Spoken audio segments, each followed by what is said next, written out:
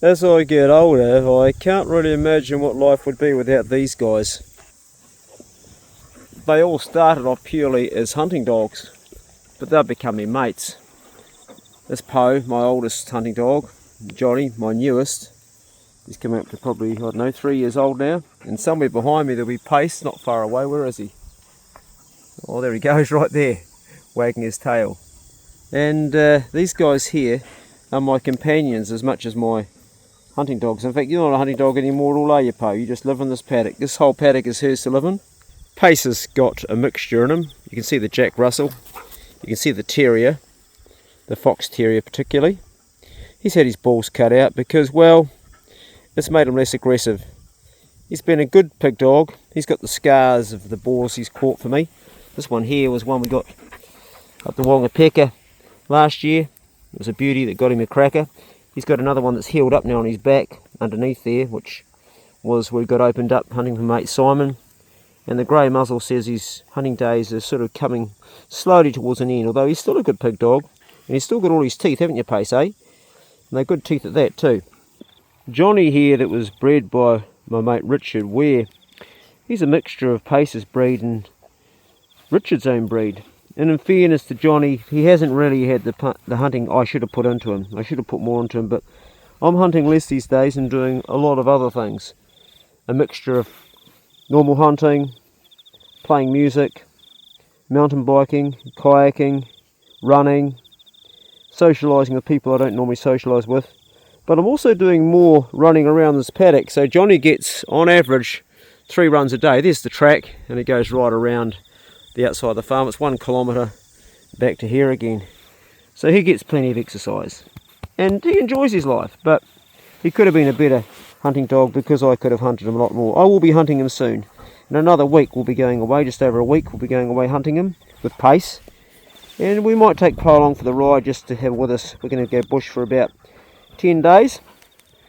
Anyway, these guys, they are my mates, and their companionship to me is important. It's special. Once upon a time they were just tools to catch pigs, but as I've got older my priorities have changed. A lot's changed, and my relationship with my dogs has kind of got better, but they're doing less hunting. And a lot of pig hunters would say, well, it's a waste of a good dog, and maybe it is. But they have a good life, and at the end of the day, don't we get our dogs just to increase the quality of our lives anyway? Don't we get them so we actually have more joy and get out and do stuff? And getting out in this paddock every day, not only here, they go to walk on the beach every 2 or 3 days as well. Isn't that what it's the reason of having dogs? Giving them a good life, and it's a symbiotic relationship. They get something from us, we get something from them. I love my dogs, wouldn't be without them.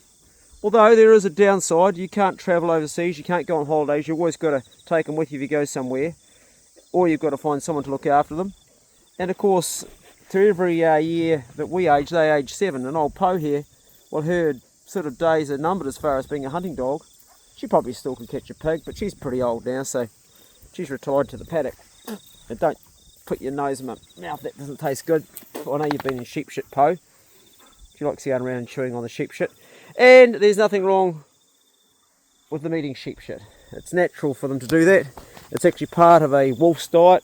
It's the way they get the cellulose. It gets broken down in the gut of a herbivore, and they get all the microbes they need. So eating shit from not only herbivores, they'll also let cat shit as well, but the sheep shit has got, and goat shit and deer shit, it's got all the broken down cellulose that they need to feed a naturally and create a naturally healthy gut microbiome that keeps them well.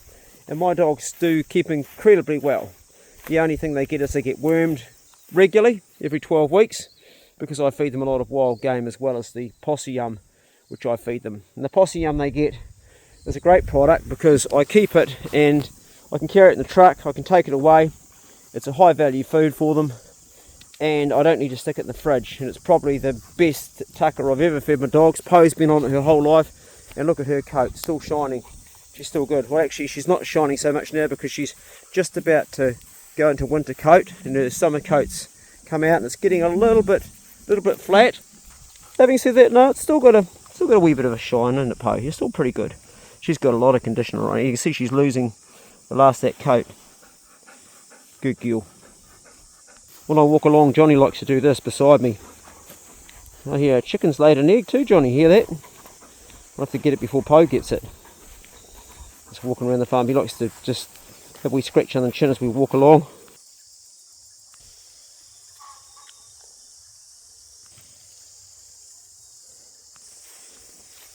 Sheep poo, one of Poe's favourites. She could live in this paddock, living off that just about, and the mice and rats she catches. You're not such a big fan of it, are you, Johnny? Good dog. Come on. She's always on guard, Poe. She lives in the paddock and she's always guarding.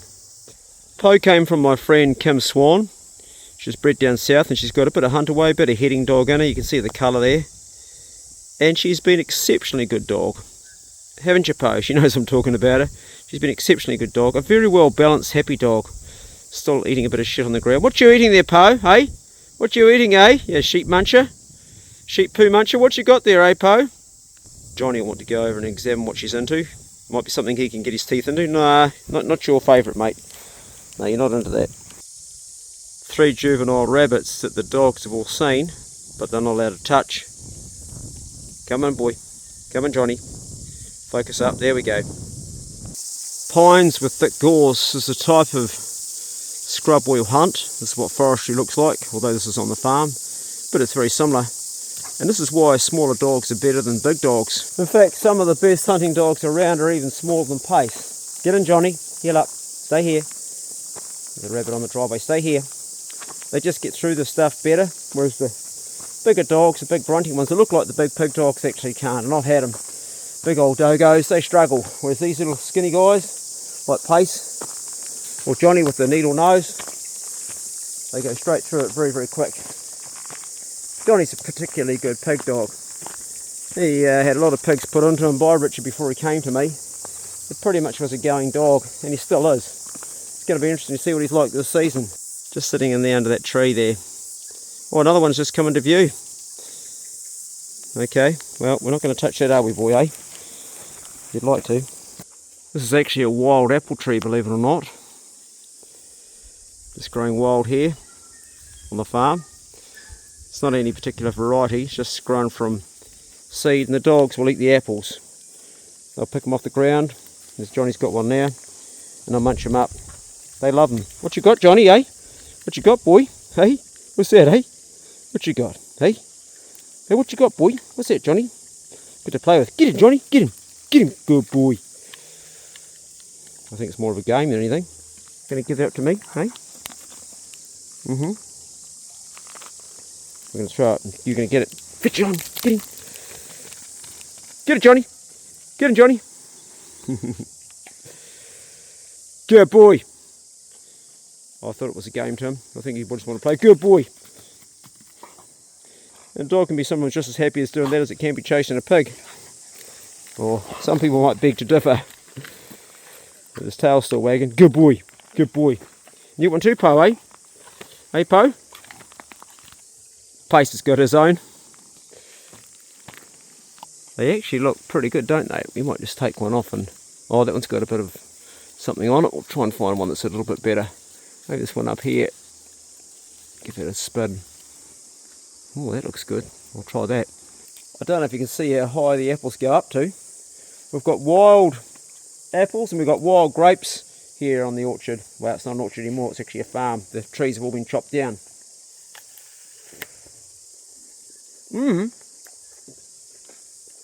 See that crystalling in there of sugar?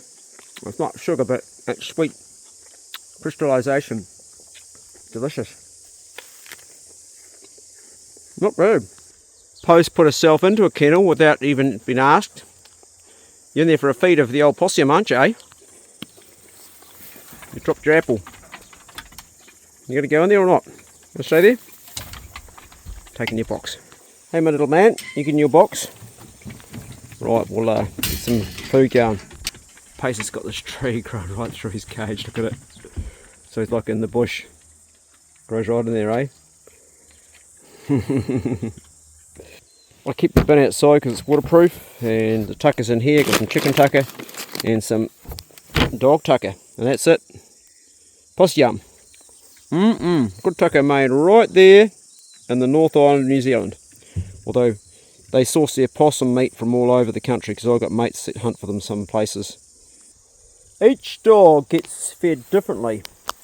So Poe, she gets the smallest amount, and I think it's probably going to be that one actually, the end of the roll. She'll take that into her box, wait for it, and she'll just quietly eat it without chewing too much. No, I haven't said the command yet, Poe. Eat up. There you go, in your box. Oh, you've knocked your water over. You've knocked your water over. I better fill that up. Cut up into squares so I can hand feed this guy. Leave it, wait for the command. Eat up. There you go. Just feed him by hand.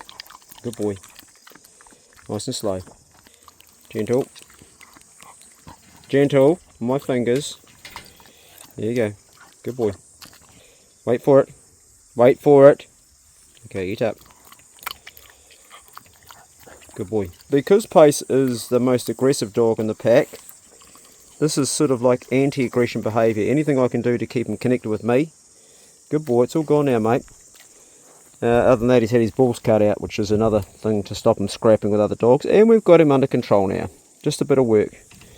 You're a good boy, eh? Johnny, on the other hand, well, amongst our bits and pieces up here, we've got your tucker. Just making him wait is what's been going on here. That's also part of his training. And knowing to only eat it on command. Leave it. We still have... No, leave it. Leave it, Johnny. Leave it. Leave it. Eat up. Good boy. In your box. Just about keeping those basic commands going. Right, madam, we better fill your water up, eh? Because you just knocked it over. You've knocked it over. Stay there. Stay in your box.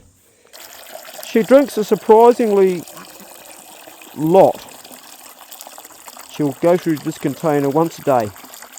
After all, it is summertime. But like you guys, eh? You're a good girl. Note, she doesn't jump out of a box. She stays in there on the command. She could, but she's very, very good. Let's give you some more water, eh? We'll put it on the other side over here so you don't knock it over. There you go. There's your water. You want a drink? Poe, want a drink? Don't need a drink? Okay. Good girl. You'll note on the back of my Land Cruiser I've got my dog boxes that I've made myself. I like plywood because, well, it's much warmer in the freezing cold winter and it's a lot less noisy for wagging tails, but I have put in the outside metal for the simple reason is this. You can see where the dogs have chewed, particularly Pace, and where I haven't put metal, the dogs have tried to chew out, well they have, chewed out their actual door. Inside you'll see the leftovers of the lining that I had glued inside that Johnny has ripped to bits. He's ripped it all off the side, and down there he's completely stuffed it, so we have to clean that one up. Pace is one on the other side. He's still got the lining intact. You can see inside, or you can see where he's bitten it, but he's got well, he has actually got carpet on both sides there, carpet here and carpet there, but he's also tried to bite the inside. So we have to put on the outside some metal as well. You can see I've got this stuff here, which was an easy way to stop the door getting chewed. Teeth didn't go through that, whereas on this door here, didn't have it. He has started to chew the inside, but doesn't seem to be worried so much about it, but I will put some metal on that as well. This guy's been circling my chickens this morning. It looks like a bunch of bush, but actually, if you look closer, you'll see grapes growing through all this. Heaps of them. Ripe for the picking. And not just a few grapes, but hundreds of grapes. If I pan right around here, you'll see that up in the trees, into the native bush, the grapes are growing wild in the tops where only the birds will get them. Mostly the pigeon, the wood pigeon. And it just goes on and on and on. Look up here. Grapes for miles. And they're growing down low as well. But there's no shortage of them growing around here. Right throughout. All through the native bush. Look at these up here. So many grapes growing. And of course old clay's been getting stuck into the low fruit. You can see where I've been taking some off this just recently, just as I need them. But I'd need ladders, maybe a drone to pick the ones up high, don't know. Just nice having them. They are probably a pest to the native bush, but I love them. Sweet.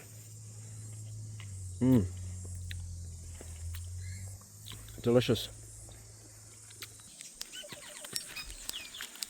Oh, gotcha. Beautiful. I'll take those. I think the old tui's found them, eh? Getting stuck into them. Singing its song, probably got a bill full of, I can see it, right at the back there. Old mate's having a good old feed up there. They'll be getting fat. Fat for winter. Well, there's enough to go around everybody around here. This is the fat of the land. I might pack up and chew a few of these here. Got a lot of rain last night and the garden needed it. I've been eating these black passion fruit. You wouldn't like them, Pace. Anyway, it's been a great crop this year, it really has. There's plenty of them. The size of this guy here. It's cut like a sort of a split, like a bum. A couple more here. They still need to brown up. Well, that one there's, the back's going, starting to purple up a bit. That'll be pretty soon. They just drop off when they're ready, or almost drop off. So you just give them a wee twist till they come off, they're ready for eating. This guy here is on the edge, I think. Still holding on. My straw garden's been really producing well. Lettuce, rocket. Oh, here's a beauty. Look at this guy here. Man, he's sized up since I came here last time. Nice big watermelon. That's ready for eating. Some Chinese cabbage down there. I found a bumblebee hive under the old farmhouse, and it's good to have these guys because they do spread the pollination around. Technically they shouldn't be able to fly given the size of their body to the ratio size of wings, but they can with no trouble at all. Has that guy got a bit of water on him he's carrying, or is that pollen on his back? I don't know. Maybe you guys can tell better than me. He's having fun in there anyway, that's for sure. He's on the old leeks that have flowered, and I've kept them so I can take seed off them for next year's plantings. These are my tomatoes, which haven't turned tomatoes yet. They're green but haven't reddened up. Also, you will see there's a lot of watermelon growing in there, and down in the grass here, you'll find them. There's one right down there. Not a bad size, and another one just over there too. I think we're going to get quite a few watermelon this year. And a wee one that needs to size up a bit, still growing. Now I've left this guy a bit late, so I'm going to take him. I should have taken him a while ago. Yeah, he's a little bit far gone, but we'll take him. You can actually eat these leaves, but they've got all these little white flies which I'm not really into. Gonna snap that off there, and we'll cook that up. Down in here, we'll take this broccoli out too, because it's ready for harvest as well. Quite a good sized one. Give it a good twist.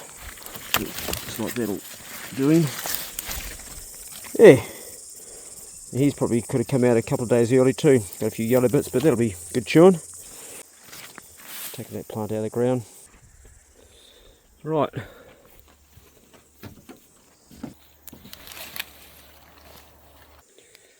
This is my log cabin. That's the first borer I shot at the bale for my mate Richard. Got that just less than a year ago. And I actually got that one with Richard too. I shot that down south. And as you can see, it's been tanned. Kept most of the animal intact, including its face. And also its nutsack. There's the head there. There's the nose. The eyes. Took every part of the animal out, including the meat. And there's a wee bit of ball sack hanging off it there. Quite cool, isn't it? Make a little purse out of it. I'm probably the only hunter I know that lives on a whole food plant-based diet. I grew a massive crop of potatoes this year. Look at that for dessert. Really good. And today for lunch, it's exactly what I'm going to have. Spuds with the skins on, a bit of collie and a bit of broccoli. And for protein, I'll throw a can of chickpeas, and probably also maybe a can of kidney beans as well. I've got those there. Although there's all different types of protein you can get in legumes and beans I think lentils are probably the one that I eat the most of, but that there will go into the pot and I'll cook a meal up that I can have and then keep reusing it, put the rest in the fridge. Anyway, that's been my little video today here on the farm with the dogs. Hope your own hunting's going well. These days I'm hunting mostly for the meat to give to my children because it's so expensive, and I keep all the skins and I keep the tusks, the antlers, keep everything of the animal, but I don't hunt so much as I used to because my diet's changed and my children aren't home much. My daughter's been staying with me just recently, and I send the food away to them too because it is expensive to buy in New Zealand, but I'm hunting for everybody else, and I just find that for my health a whole food plant-based diet keeps me fitter and stronger and leaner and sharper. But that's just me. Everyone's got to find their own way through this life. Go steady, be good, can't be good, be careful, and we'll see you guys in the next one. See you later. These are frigging nice. Too nice. They're desserts, so I'll stop eating them after dinner today. See you later.